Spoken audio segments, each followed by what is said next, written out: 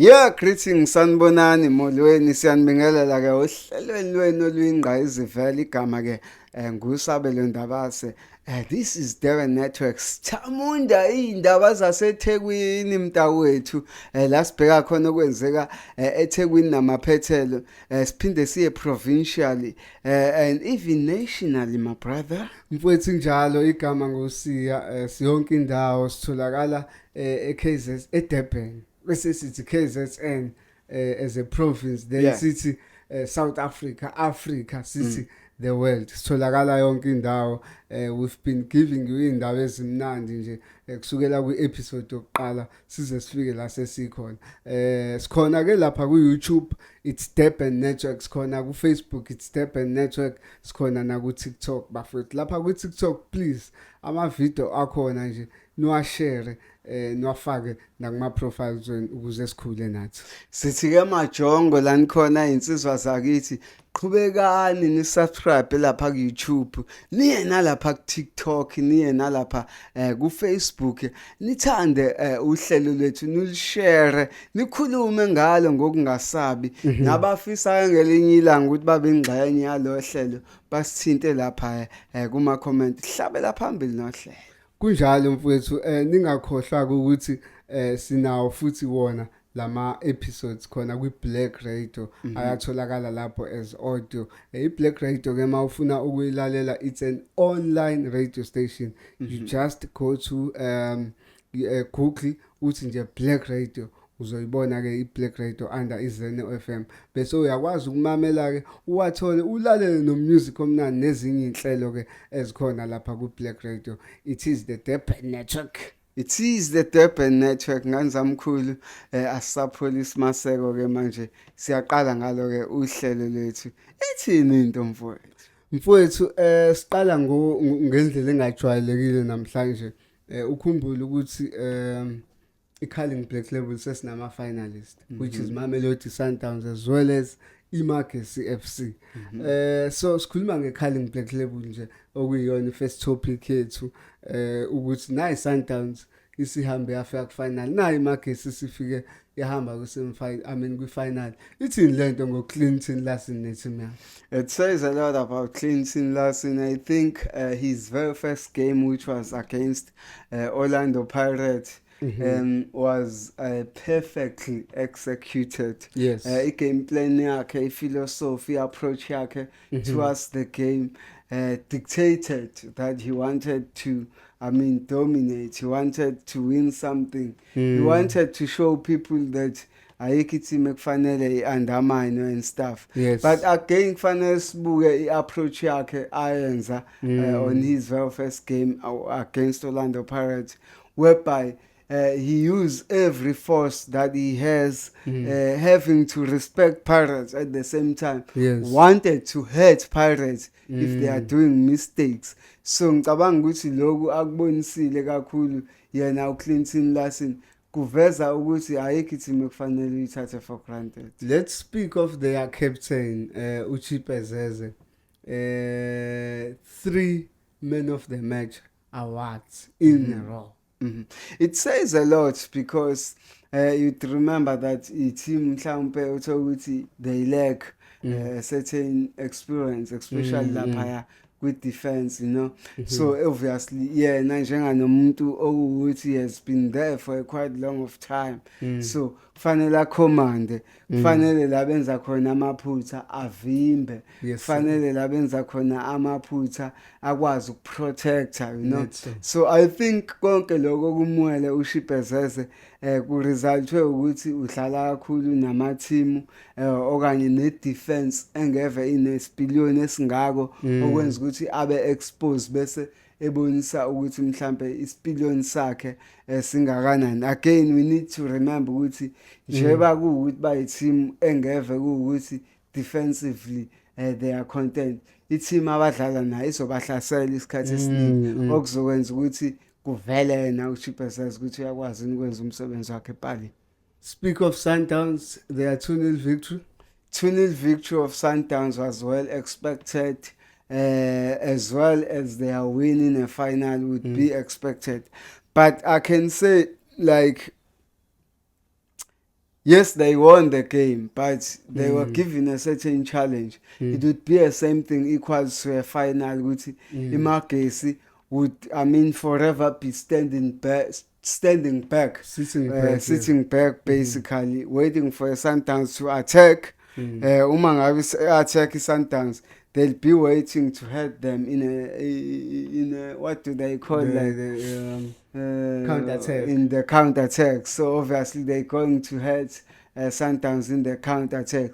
For which I think Umangoba would be very skeptical. Lawan win 3 games obviously to face Sundowns. So uyayibona indlela abawine ngayo, uyabona ama tactics abawasebenzisile for which I think he'd be very skeptical and he trying all the ways to plan his game based on what he understands that they are using to win the games. By this, do we say can you say coach Clinton Larson is a good coach? He is a good coach. He has proven that so many times in different teams. But if kunjalo, why simbone eseya ehlathini eyotakula amanye amathimu wazegcine esefika kumageso wayitakula nawo wayifaka kwi-league? Why mhlampe after his gig at Celtics, his gig at Arrows, kungamenzanga ukuthi sigcine simbona eloke rotator around the PSL? Mhlampe there's one aspect of the game that we need to look very deep ukuthi at times ukuma ngabe ucoach kunama technical glitches that are going off the field, then kuyaye kum-affect ukuthi mhlampe perform at his best. Uthola ukuthi mhlampe there's a key player for which he's looking for, mhlampe lowo mdlali is not, I mean, given attention. Mhlampe ufuna ukunegotiate a new contract, ufuna ukunyuselwa iholo and stuff, you know. Uthola ukuthi team in denial of such things, you know. Uthola sek-affecta ini igame ya-Clinton Larson, for which that is the very same player abheke ukuthi abe a key player okanye that has been a key player in terms of him achieving his, I mean, game approach, goals and other stuff. So ezinye izinto ekufanele siyibheke ukuthi ocoach bafeyisana ney'nkinga ey'ningi mfowethu, ezinye singeke size sizimenshine la ekuwukuthi zenza ukuthi kugcine kuthiwa ucoach uyena owenza iphutha, kanti ukuthi iphutha lenziwe yiteam labe selenziwe abadlali laseli-affecta ucoach. Kunjalo, this is the Durban Network, your favorite podcast eyenzeka khona la eThekwini. Sibheke indaba zale eThekwini, sibheke nezase South Africa na yonke indawo. Besikhuluma ngayo iCarling Black Label. Ingakhohlwa ke ukuthi igame yayo iMagesi nayo ke iMamelodi Sundowns izoba ngawo umhla ka-23 November khona lapha eToyota Stadium phansi eMangaung. Mfowethu uTyla usevele waqoqa i-best Afrobeat song kuwona ama MTV Awards. Ithini lento nge-South Africa or nge-Africa, and uphinde waperforma to a surprise? She's a very good artist. She deserved it. She has done very well. She has sort of, I mean, dominated in terms of the list, in terms of the billboards. Yes. There's more people that are coming to her in terms of marketing their product. We're speaking about corporate companies, for which I think that alone says a lot about her, because umubuka yena umbuka njenganomuntu osongakumaketha eAfrica, akumakethe umhlaba wonke uma ngabe uyi-business. Coming back to her music, she's been dominating. She's doing nice songs, which has dominated, which has been sort of being sing-alongs, you know, because we judge an artist with a sing-alongs. Ingoma ezothi mayidlala eclubini sonke sijabule, I mean, siyicule. Connect with that song, you know, have a chemistry that is being built with that song. So I think she has managed to do that. What stands so unique with Tyla is that abantu abaningi bazolindela ukuthi ingoma ukuze idume kufanele idlale Metro, YFM has to play on Ukhozi FM, Mutswa Ding and whatsoever. She has never come in that fashion. She pushed her song on Facebook, on TikTok, different platforms, YouTube, you tell them. So many platforms, but very different platforms for which they led for her popularity. To her popularity. Yes, yeah, for her popularity. Okwenza ukuthi lokhu ngithi kungasiza nabanye abantu ngelinye ilanga abafuna ukukhuphuka ukuthi bangakholeli ukuthi uma ingoma ingadlalwa ngemetro noma okhosini then their future has come to an end. Akwazi ukusebenzisa lama platform asetshenziswe uTyla in order for her to come in her fame. Mhlambe coming to i-performance yakhe, she did very well. The performance was marvelous.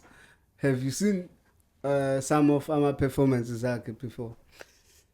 I think when you have a good song, when you have, set back to study the power of your music, the influence of your music, it just make you to sit down and understand ukuthi yini ekufanele uyinikeze abantu ukuze bajabule, yini ekufanele uyinikeze abantu ukuze ibe unique, ihluke. So for which I think in this very same stage she's trying to do that. She may never be perfect, but uyazama ukuperforma to a level to say that she has recognized that she has a big song and she had to upgrade her certain parts of her performance, and she done exceptionally well. Do we see her in the future maybe collaborating with some of the best musicians in the world? Precisely and probably. Abantu abanjengano Wizkid, abantu abanjengo-Davido, or Black Coffee, we name them, a lot of them, or Shimza, must find feats, find room for negotiations to feature that woman, because abazidumisa bona kuphela badumisa negama lakhe. O Black Coffee siyabheka istage abakusona, nabo Wizkid uma bengamfeature uyo-grab imarket yabo, nabo bagrab imarket yakhe. So for me it's a win-win situation for both parties. So I think besides even those talking about like a business perspective, it's a nice song. Like when they collaborate with her, like a nice song will come out because she's a good vocalist. Yes. She knows the spaces and stuff. I got the manga for free. Like she's very talented. She'd go in spaces. She understands chords, notes, progressions, like everything. She's very good. Injalo sikhuluma ngaye uTyla ovele waqubula i-award khona lapha kuma Emma Awards akade ebanjelwe khona eEngland eManchester. Siqhubekela phambili mfowethu. uFloyd Shivambu usevele waqokwa no Secretary General of the MK Party. What does this say? I think this has to go much with President Jacob Zuma, the former president, not president. The former president, like, is a very clever person. Uyahlala phansi azibuke izinto, you know. He's intelligent when it comes to politics. Yes, you can judge him with other perspective and stuff, but when it comes to politics, like, he plays his game very well. Une mathematic etusai when it comes to politics. Yes, I mean, one of a person on Izinto would have anticipated Floyd to play a major role in the MK party. He has been elected as a secretary. I've anticipated it, and it is happening. Vele Floyd baningi abantu that he's going to draw within the MK party. Apart from that, I mean, his individual brilliance, intelligence, the political articulation, the political class and understanding with what he's handled as an individual, he deserves to get what he is. Mhlambe, let's look at him being on the ANC, being on the EFF. EFF, he was in a big position. So mhlambe masibheka eseku-MK esebamba le party le or le position ye secretary general, do you think the previous experience I bambe with ANC now with EFF is gonna help him to sort of grow more, even help the MK party to advance more? I think from the instant of his approach, Mm-hmm. or of the president approach, Mm-hmm. Jacob Zuma to say, ubheke lento oyisho ukuthi lo muntu uyamazi ukuthi ku-ANC he was very handful, like he achieved a lot of in terms of bringing unity to the ANC. You know, like, but most that we cannot say, abantu abaningi would precisely or probably look at the power of mobilization. Floyd uyakwazi ukubiza abantu, you know, not using his hands, not using his physique, using his mouth, amagama akhe. They are very matured. Like, I see him as the next leader of the MK party because, like, when you listen to him when he speaks, he's marvelous. He's very, I mean, acculative. He understands what he's doing. He's always sitting down to read even more on what is happening in the world. When you speak about communists, like, he would read what the communists are doing at the present time, tap exactly what they are doing, apply in his party. So I think we recruit umuntu who's not only shining because of the information that he has, but who is shining because of the information that he is still going to learn, because he's a learner, he wants to improve, he want to do more. Let's look at Lozi. He's coming to the MA party. This is a secret. Let's close it. Oh, he's coming to the MK party. Let's close it. Let's close it. Uthabiso Maphike, a brother of a former Kaizer Chiefs player Utsiye Maphike, has been gunned down in Joburg. Apparently kune story esithi ubelwa kakhulu izimpi zamaspaza shop elokishini ukuthi abakhishwe labantu abahambe ngoba badayisa into ezibulala abantu. So in few months ago, him and his friend were gunned down, but he survived. He was shot with 14 bullets. Umngani wakhe lo washona yena wasinda. So after accident kwakhe waqhubeka nalempi, wazwabonakala kwenye iconference yayinaye uMEC wakhona eGauteng ekhuluma yona lento i-food poisoning nokuthi labantu kumele bahambe elokishini. So kutholakala ukuthi naye sebegcine bemshaya futhi bambulala. Thini lokho mhlawumbe nge-safety yabantu abama whistleblowers maybe bona into wrong bezama ukulwa nokudefenda impilo zabantu elokishini? There has never been like safety environment for the whistleblowers, as you say.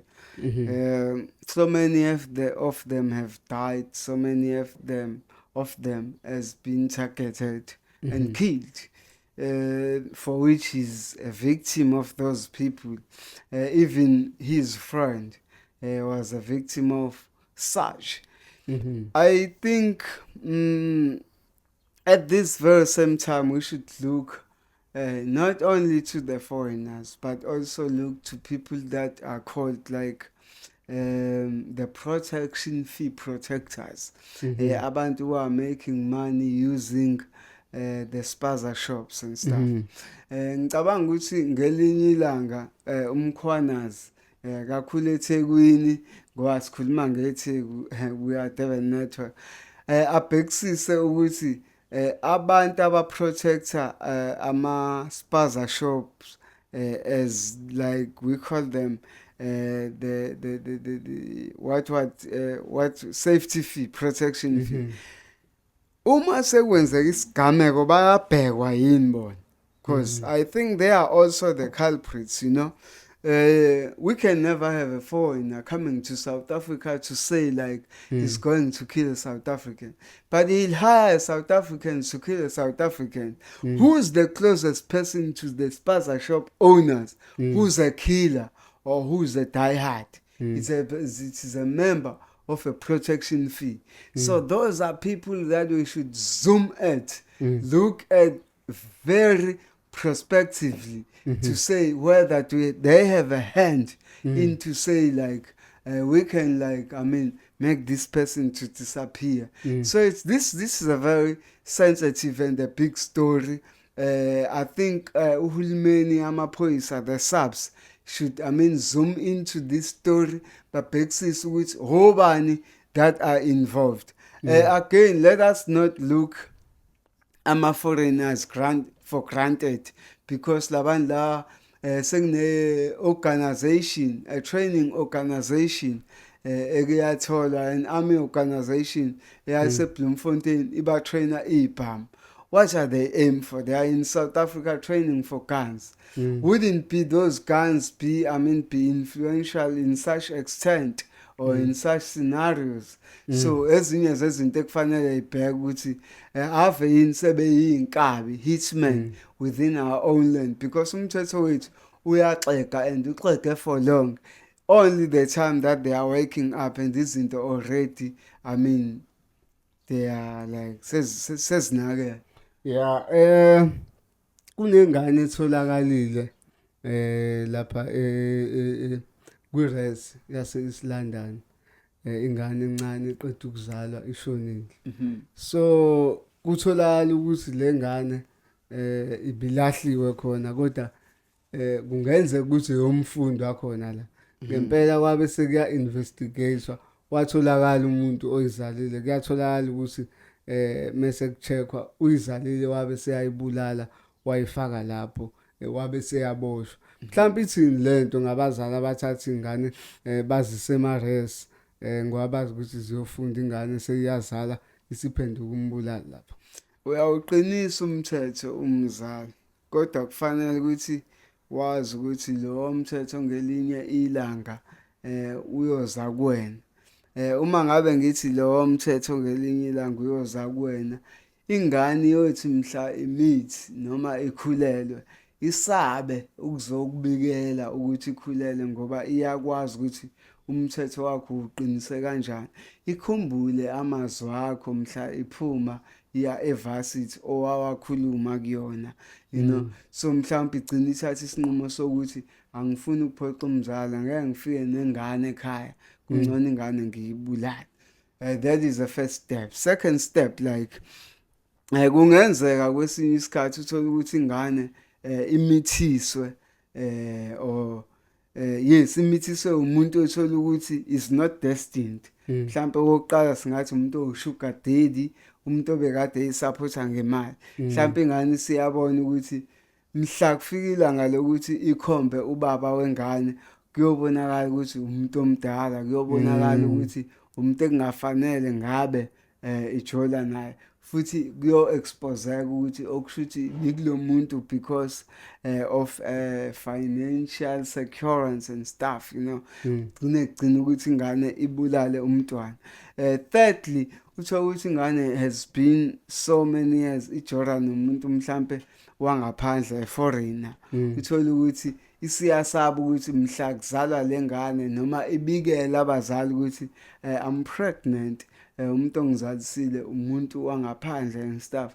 Uthola ukuthi ayifuni ukufika kulezo zathu, so igcine ibulala ingane. So there are many factors. I think it's only 3 that I've mentioned, but there are so many, 100 of them. But ezinye zezinto ezenzayo ukuthi ingane igcine ibulawa ema-varsity, because we need to remember ukuthi ingane zasema-varsity ingane ezisuke zisakhula zingenayo experience, ikhanda lingakaqini kahle, ama-decision engakabi kahle, okwenza ukuthi zenze into e-wrong, for which into e-wrong led to pregnancy.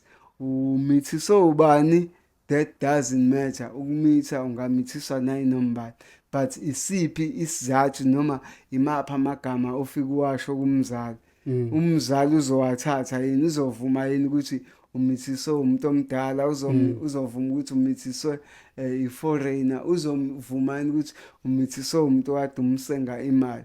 Those are some of the reasons, and they are resulting to a lot of abortions. Inyama yembongolo eChina iyabiza ukudlula ezinye izinyama futhi kuthiwa inyama emnandi kakhulu, whereas thina ezweni lethu sazi ukuthi inyama engadliwa, imbongolo iyafa ithathe ilahlwe lapha. Kuthi mhlampe lokho ngeChina. I think it speaks a lot with cultural dynamics, ethnics and other stuff, you know. Imbongolo kuthina isilwane esinganakekile, isilwane esingasho lutho. Abanye would even go to an extent ukuthi hayi isilwane sasigitshelwa nje, you know, because it's still appeared in the Bible and stuff ukuthi like isilwane nje esasiyisilwane nje. So yeah, it says a lot about our cultural dynamics and ethnics and stuff for which I think they've been practiced. You know, we've never tasted it because sesinale notion or stigma sokuthi inyama yokwenzani blah blah blah iyini meaning yembongolo altogether and stuff. So for which like mhlampe eChina they are giving us a lesson which asiyiteste mhlampe inyama engadleka, but then having to consider ukuthi vele ziningi izinto ezihlukile ngathi nama Chinese, ziningi izilwane abayisebenzisayo thina esithi asiyisebenzisi, but above everything I can say it's just cultural dynamics here. Sesivala nje ibrand yasikomotha ibukeke ngathi iyehla uyoweza ngolaka eba i-big brand ethola ama-endorsements, but all that is falling apart now. It is falling apart. We're going to touch a very sensitive issue right now for which like ukuyiphatha kwakho as an individual, you know, because i-brand umi-investor imali kuwena, they are not looking any further that they can fall out of their investment, you know. Balindele ukuthi mhlawumpe at least for a year sizobe sirela kulo muntu ukuthi siyampusha upusha i-brand yethu and stuff, you know, for which oskomotha I'm not saying it blankly mhlampe or directly, but yenza kube nama situations kuma artists lapha njengoskomotha whereby he find himself esendaweni wrong, ephuza excessively, eveza umjolo and stuff, mhlampe into ezingagcina ifola under womanizing and stuff, zonke lezo zinto. So I think ukudropha kwebrand yakhe would forever at some point abantu bebuka ukuthi it is not a sustainable brand, abanga investa kuyona mhlawumbe out or at any time of the day bazothola ama disappointment. Maybe at some point babuke nokuthi yena himself akanayo into ebambekayo ngokwe art yakhe eveza i-sustenance, because he's a dancer, he would laugh like mhlampe izinto ewukuhleka stage like that you cannot consider as like a prolonged art ukuthi izohlala isikhathi eside. So abanye babheka into enjalo ukuthi it's something that is temporary engeke investe kuyona for isikhathi eside. Yes, injalo. This is the Durban Network. Sesiyalivala uhlelo. This is episode yethu ke yanamhlanje nawo wonke ama topics esinike wona. Ningakhohlwa ukuthi sikhona ku Facebook, sikhona lapha ku Instagram, ku TikTok. We are also on YouTube. Please subscribe, guys. Like and comment and share our videos. Nganza wethu siyacela nje ukuthi nenze njengoba umfowethu esho, just go in numbers there, our TikTok, our Facebook and our YouTube, niwabheka ama video, view our videos, subscribe, like, share and do everything ukuthi ama channels ethu akhule on all the perspective or the respected media platforms that we have mentioned. Sesihamba nje thina sesithi phela nganso. Ole.